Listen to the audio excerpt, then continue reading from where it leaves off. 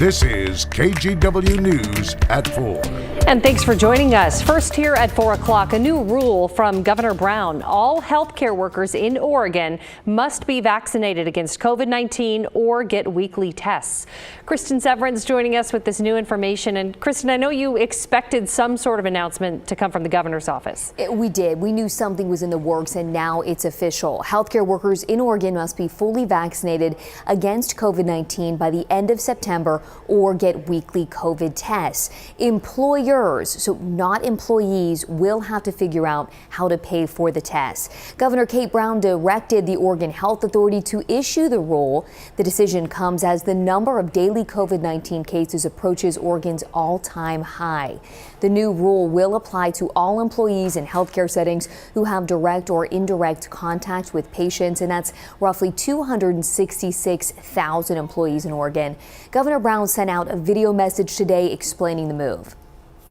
This new safety measure is necessary to stop Delta from causing severe illness amongst our first line of defense, our doctors, nurses, medical students, and frontline healthcare workers. Now, Peace Health, Kaiser, OHSU, they had already announced plans to require employees to get the vaccine. And today you'll see that Legacy Health logo. Legacy joined the group and announced that employees must also get the vaccine. And about 10 minutes ago, Providence sent us an email saying that employees there will have to get vaccinated or get those weekly tests. I'm still waiting to hear back from Salem Health on their plans. Okay, so Kristen, I think a lot of people are wondering about this. The Oregon law preventing hospitals, though, from requiring vaccines. Yeah, right. We've talked about that so much over the last several weeks. So Oregon has this 32-year-old law, and it prohibits hospitals from requiring vaccines. But several hospital systems, they said they were going to go ahead and require that their employees, get the vaccine. And then this move by the governor's office and the Oregon Health Authority really allows the hospital systems to do that. Governor Brown did say in today's release, in her announcement, that she will address the law, this 32-year-old law. She will address it next session, and that's in February. Okay. All right, Kristen, thank you. You bet. Well, with cases rising quickly in many parts of Oregon, we wanted to hear from healthcare leaders about what they're experiencing right now. Pat Doris found out the situation is worse than it was 8 months ago when Governor Brown ordered a temporary shutdown in several counties. Around the state of Oregon, doctors are sounding the alarm. The case increase is staggering. It's the rate that we're seeing increases in our area, in Oregon, and in the United States is higher than we've seen any other time during this pandemic. That's Dr. Cynthia Marie from St. Charles Hospital in Bend. At the beginning of July, the hospital had a handful of COVID cases. Now there are roughly 20.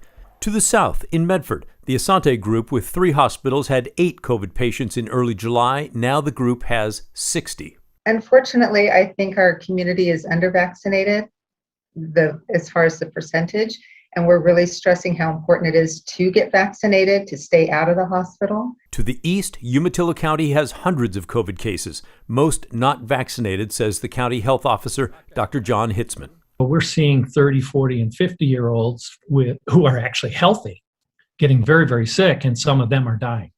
These are unvaccinated people. And in Portland, OHSU has 21 COVID patients. 15 of them are in the ICU. We're definitely seeing a rise in our hospitalized patients with this Delta variant, particularly in our ICUs, quite frankly. We're not seeing the same increase in general hospitalizations, but the significant number of patients that are being admitted to our ICUs is very evident. So what statewide actions are being taken by the governor or OHA to slow the rising numbers? Other than making it easier for medical employers to pressure workers to get vaccinated, very little. We all know that COVID-19... It's a huge change from last November, before we had the vaccine. Governor Kate Brown back then ordered a 2-week shutdown in several counties after the daily COVID count topped 1,100, and by November 13th, 356 patients were hospitalized. The cycle of this virus is such that we are seeing case rates topping 1,000 per day now. And that means our hospitals are headed for some very dark days ahead. With so many still unvaccinated in Oregon, there may be more dark days ahead. August 3rd, the state reported 1,500 new cases and 379 in the hospital. Pat Doris, KGW News. Well, the Peace Corps is part of the vaccine effort in Oregon. It's only the second time in its 60-year history that volunteers are working in the U.S. Devin Haskins explains when the pandemic hit, they were all brought home from third world countries. Okay, we have 2 rows here. So divide and conquer, that's the plan to spread the word. And maybe our teams of 2, we can go on each side and then meet up in the middle. They're carrying around a handful of flyers and a cheery disposition. Hi, I'm a volunteer with the Peace Corps, and we're just letting folks know that there's a vaccination event at Jervis High School. Oregon requested help from FEMA to boost vaccine efforts. FEMA sent 5 teams across the state. These half-dozen Peace Corps volunteers are going door to door to let residents in this Woodburn community know there are still vaccines available. Yes, They're specifically focusing on underserved communities. The flyers have information about where to get the vaccine in multiple languages. So our goal is not to convince anybody that have their mind set. We want everybody to make their own decisions, but to inform people that there are vaccination events in the area. Eliza Morgan is from Boston. She was deployed to West Africa before COVID hit, then brought back home.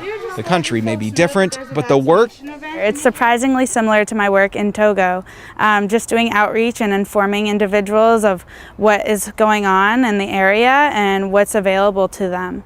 And it's paying off. They say around 20 people a day are making their way to the vaccine sites. Even as many as 40 did one day. But at some point, every shot counts, so every shot is affecting a family and is protecting a family. So while we want a lot of numbers, just getting at least 1 a day, we're happy about. We're happy getting shots in arms. Hi. This day, it was about getting doors to open. High five. So everyone here can learn about where to get vaccinated. In Woodburn, We got like 16. Yeah. Devin Haskins, KGW News. And the vaccine clinic runs 7 days a week at Jervis High School. You can stop by between 4 and 8 p.m. on weekdays and weekends from 9 a.m. to 4. This all runs through August 14th. The FDA is accelerating its timeline to fully approve the Pfizer vaccine. Right now, it's under an emergency use authorization. Officials say they've been moving forward on this as quickly as possible, with a goal to have the vaccine fully approved by Labor Day. It is expected that multiple companies and agencies will then require employees get the shot once that full approval happens.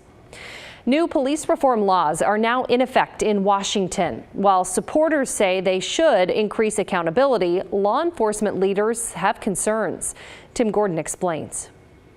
How police do their jobs has been under increased scrutiny the past few years. In Washington state, several bills to address police reform officially became law this week. Let's start with use of physical force.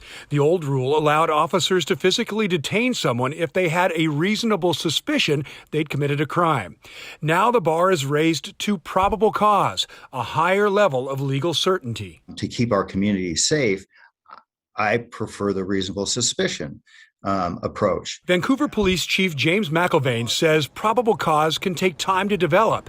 And in the meantime, we may have to let somebody that actually committed a crime, but we didn't have probable cause to make that detention and make the arrest. They may simply get away. McIlvaine adds that the force restrictions may make domestic violence and even mental health crisis calls harder for officers to manage. The Clark County Sheriff's Office agrees. Sheriff Chuck Atkins put out a lengthy statement taking on many of the police reforms, saying, "Our concern is that the new legislation will have some unintentional consequences that could put the public and police officers in jeopardy. I expect that people could see a reduced police response and extended investigations as a result." Other changes include banning chokeholds. The legislation says a peace officer may not use a chokehold or neck restraint on another person in the course of his or her duties. Also banned the use of military equipment in police work and big restrictions in how tear gas is used.